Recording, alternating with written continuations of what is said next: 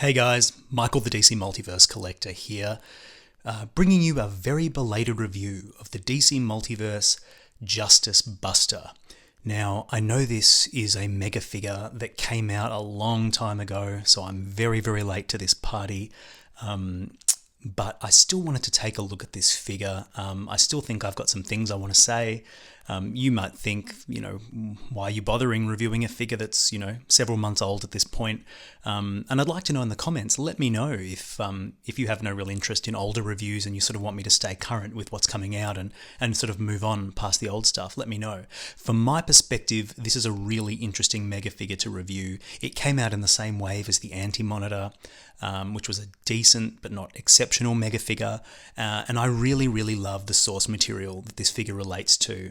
For those of you who don't know, this is the Justice Buster. It's Batman's mech suit, the equivalent of the Hulk Buster, but this is for the entirety of the Justice League. This is Batman's contingency plan, designed from head to toe to take out each member of the Justice League in the event that he has to. Now, this is a Greg Capullo design, and it appeared for the first time, and I think the only time, correct me if I'm wrong in the comments, in the Batman Endgame arc of 5 issues. And in issue 1 of Endgame, Batman takes on the entire Justice League, who have been Jokerized and come after Batman at once, and he uses this suit to neutralize them. It's a very memorable opening sequence, and this looks like a really cool figure version. Now, you'll see immediately that the Justice Buster takes up the majority of the space in this box, so I can tell off the bat this is a big boy. You'll see that the packaging is exactly the same as every other mega figure we've got. On the side, it's Justice Buster from Batman Endgame. The source material art on the back, and you'll see that I've imported this from China through AliExpress. Of course, this is not released locally in Australia, so that's why it's so late. But there you have the Greg Capullo artwork. I can immediately see some differences between the artwork and the finished figure, yeah, really nice art on the back. And there you have it. So I'm really keen to open this guy and see if he sort of feels in the hand as big and premium and awesome as he looks in the box. Let's find out. So here's everything you get in the box, and as is typical and customary for the mega figures, there's not much in the way of accessories. You get the display stand, which is kind of comical in this instance because Justice Buster's foot is bigger than the display stand, so this serves absolutely no purpose for a mega figure, but hey, I'll add it to the pile of display stands. And you also get the collector's card, and here you'll see that beautiful Greg Capullo artwork. There's the source material. You can see that it's pretty close, but there are some notable omissions, like immediately these shoulder spikes here, which are quite an iconic part of the design, are not really present. And you'll see that here on these horns or wingtips on the head, there are no sort of grooves in there. And you can tell that McFarlane's given this his own spin, but he's captured the basic silhouette and personality of the thing. I mean, we'll talk about that more when I look at the aesthetics of it, but yeah, that's the artwork. And there is the bio. This is Project Fenrir. This is, Batman's contingency plan against the Justice League, and it's got all these different measures for taking out the Justice League. It's a really cool, over-the-top comic booky concept. I like it. So if you haven't read Batman Endgame, it's like totally over-the-top and ridiculous, but in a really exciting way. And, it opens with a bang with this sort of Justice Buster debut. So yeah, highly recommend it if you haven't read it. So without any further ado, let's have a look at the figure himself. So this is the Justice Buster. It's a mega figure. Out of the box, he feels enormous in terms of the size and the bulk, which is awesome, but he's surprisingly light, and you can tell that a lot of this figure's bulk is because he's hollow inside. There's really no problem with that. It's part of the design. If he was solid plastic all the way through, you wouldn't be able to have the articulation as easily engineered, and also you'd have this huge, heavy mass of plastic that would be too top heavy and, to be too expensive, that'd just be too much. So I get that accommodations have to be made. So he's big, but he's light. I don't think he feels flimsy though, which is the main thing. He feels really solid and well constructed in hand, but there's a lot of gappiness, and you can tell these big gauntlet pieces are just hollow inside, and the body is just a big hollow mass. Does not bother me at all. but it might take away from the premium feel of the product. I'd say that if this was the accommodation that needed to be made to get this thing so big, then I think it's a worthwhile accommodation, because scale is important here. This is a mech suit. The intention is that Batman is actually inside this mech suit. Now, I'll compare him against a regular 7-inch scale figure soon, but you can kind of look at it and imagine maybe where Batman's legs are. I don't know how his legs are sort of meant to fit through here in that sort of skeletal section. You kind of have to imagine that Batman's all like tucked in a yoga pose in there with his head there. Anyway, it's a comic book. We don't have to delve too deep into it, but he had to be big against a 7-inch scale figure to make you believe that Batman could fit in this thing. So I think it was the right choice to make this guy nice and hefty. We'll do some comparisons with other MegaFigures later, but overall, I think this is a justified use of the MegaFigure price point. $40 US. I paid way more than that because I imported it, but for $40 US, this is a fair deal, which I haven't been able to say of some recent MegaFigures, such as the Blue Beetle Carapax MegaFigure that I reviewed recently, or Anti-Monitor, which is a great figure, but barely feels that much bigger than a regular figure. We'll do some comparisons later. So, in terms of aesthetics, this thing is quite beautiful. I think they've captured the lines, the angles, the posture of this thing beautifully. We'll get into the detail a little bit later, but for right now, what I admire about it is sort of the sculpt. I think there's just beautiful detail everywhere.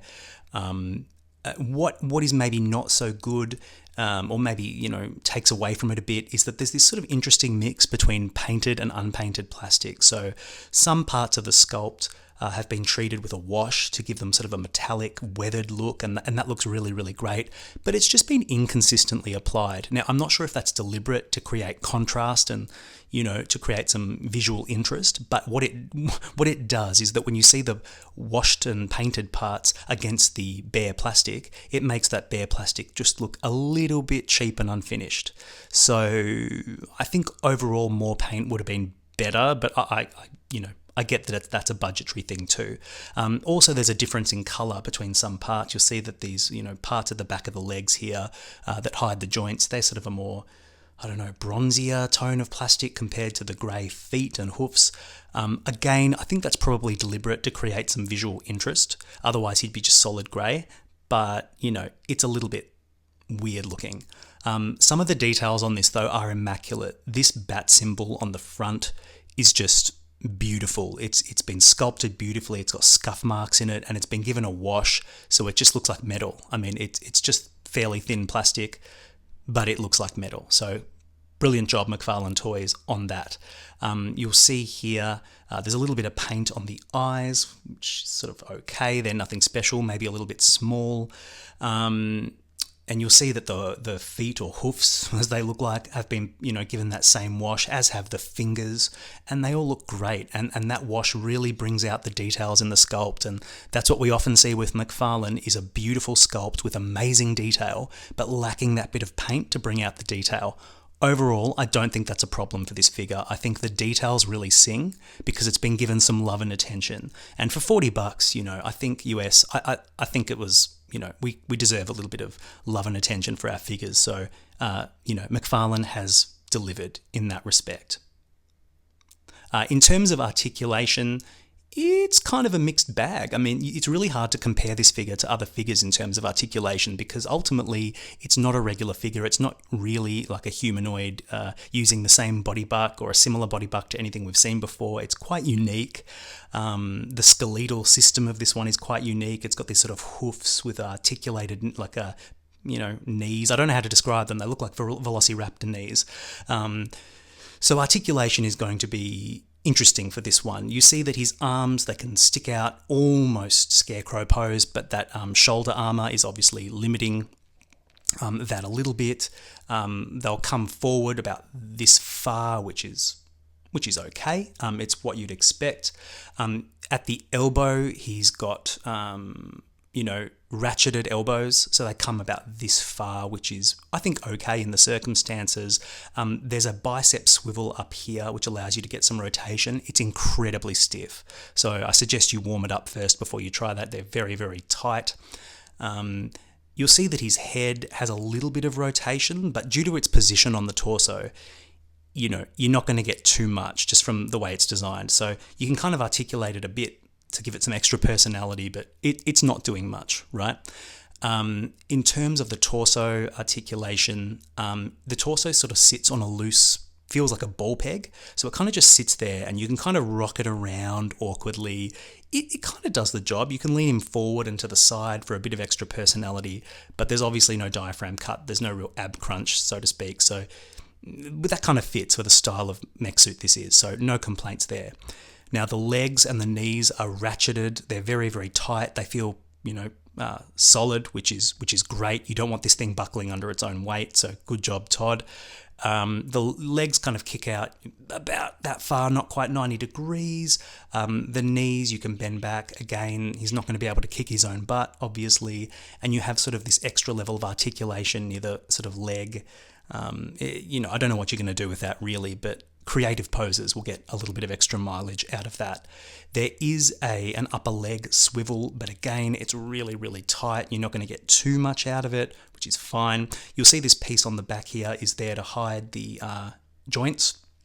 So that articulates up and down, but really doesn't serve that much purpose other than that. And you'll see that the hoofs, or these big feet, they can kind of swivel and rotate from side to side and rock around a bit. So you get a bit of extra poseability. There's no toe articulation because they're not a standard action figure toe, so nothing there. And I think the biggest weakness in terms of articulation for this figure is that there's no fingers. These fingers don't articulate. They are what they are. So we have one fisty hand, one sort of grippy hand. A little bit of finger articulation would have gone a long, long way to giving this figure some personality. I wouldn't expect him to do alternate fists. That's probably not realistic, but I think you could have done a bit of articulation. Maybe not separate fingers, but at least, a couple of fingers at a time could have moved open and shut, in my opinion. But I'm no toy engineer. It is what it is. So overall, I think for the type of figure this is, the articulation is above average for something like this, but it's not wonderful. I think this will do roughly what you want it to do, what you could expect it to do in a posing situation. So I can't really complain too much. So I think the figure looks good. It feels pretty good in hand. Not the heaviest, but it feels well made. And I think it articulates perfectly reasonably for a figure of this size. So now I just want to show you a couple of quick comparisons with other figures to give you a sense of how big this guy really is. First up, here is the MegaFigure Justice Buster against the Rebirth Batman from the Clayface Batwoman 3-pack. Now, Rebirth Batman is one of the smaller Batmans in the line. He's 7-inch, but barely. I think this is quite believable. If you're going to do a posing sort of situation, you can believe that this Batman can fit inside that mech suit. It's quite credible. So that's a really good match together, and it gives you a real good sense of how big this Justice Buster actually is. Next, we have the Dark Knight's Metal Batman. Now, this is a Capullo-style Batman with that Capullo head sculpt. So this is one of the very few Capullo designs for Batman that we have in the whole line. It's a great-looking Batman figure. If you've slept on this figure, I recommend you get on it. It's got a great head sculpt. It's got a great body sculpt. It captures Capullo's art style perfectly. And these go really, really well together on a shelf. I think this is slightly less believable that this Batman could fit inside that mech suit. He's a bit bigger, a bit bulkier. I don't know where his legs would go, but it works well enough, I think. We are really due a new 52 Capullo Batman at some point. I know McFarlane's going to do it eventually, but I think we're overdue now. But yeah, that's how these two look together.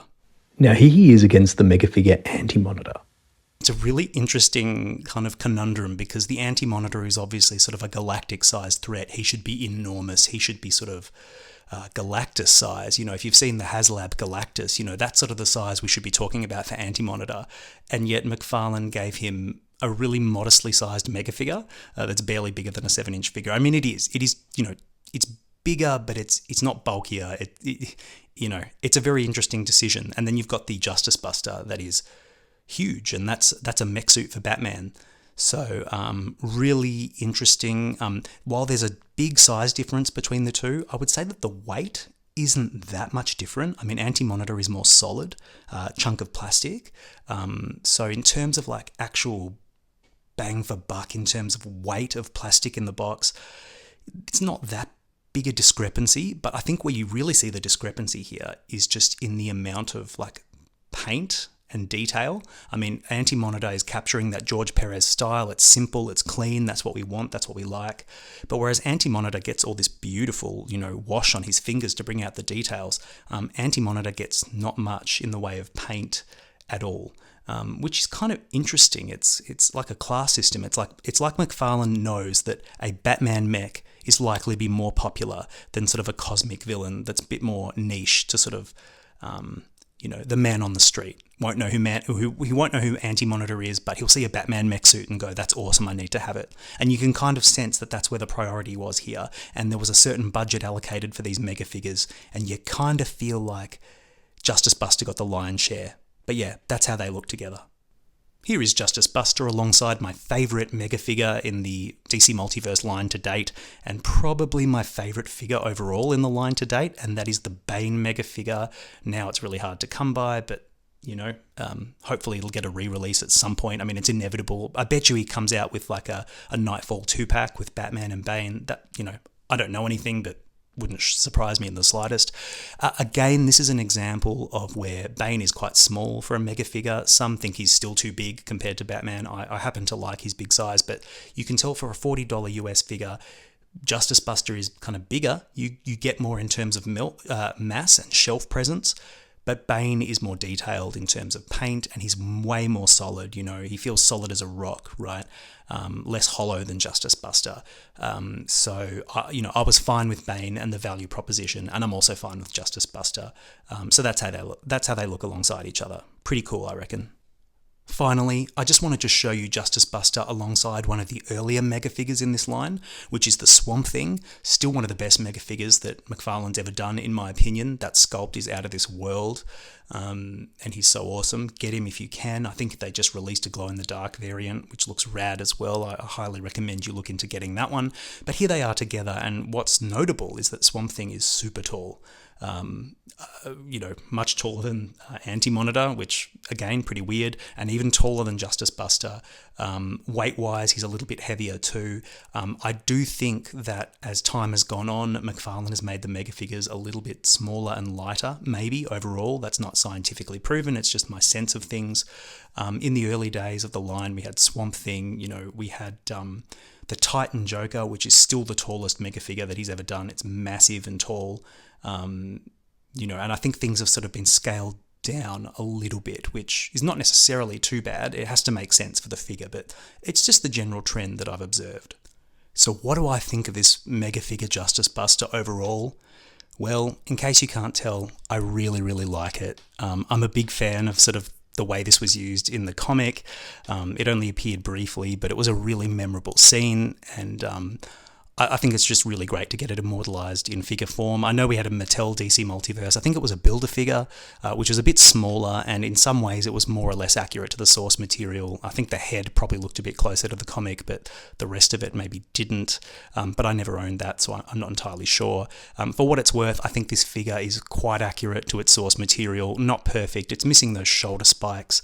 The head looks a little bit different. I think those fins on the head maybe could have stuck out a little bit more, and the eyes could have been a bit more prominent and owl-like, but overall it's a McFarlane twist on that Capullo design. It looks great. It captures the soul and essence of the source material. It's a fun figure to play with. It articulates quite well for a figure of this size and bulk. You can get it into sort of some neat enough poses, and as you can see, it can support another figure's weight, which is very important, and that's down to the nicely ratcheted joints. So some really smart design decisions here to pack some fun factor into this. I think this will look awesome in a display next to Batman. If you have a Batman armory with a Batmobile and a Bat Cycle, this would look really, really cool next to it as another part of Batman's armory. And of course, if you're a great figure photographer or poser, you can set up like really awesome battle displays with your Justice League team, taking on the Flash and Wonder Woman and Superman at the same time, really awesome stuff. So I think this figure has a lot going for it. You get decent amount of toy and fun factor for your money. It looks good.